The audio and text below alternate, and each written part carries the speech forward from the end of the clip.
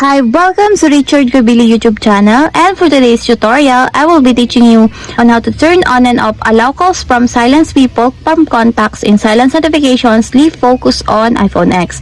But first, kindly subscribe to this channel and don't forget to hit the subscribe button and the bell to notify you for the new updates. And let's start. Using your iPhone X from your home screen, first go to Settings. Then in the settings, scroll down and click the focus. Then in the focus, choose the sleep. Then in the sleep focus, click people under the silence notifications.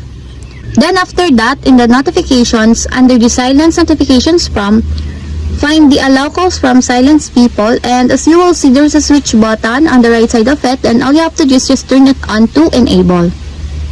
And it is now enabled. And if you want to disable, just turn again the switch button, and it is now disabled.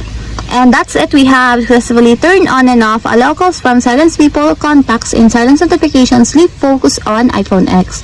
If you have a question, kindly comment down below, and don't forget to hit the subscribe button and the bell to notify you for the new updates. And thank you for watching.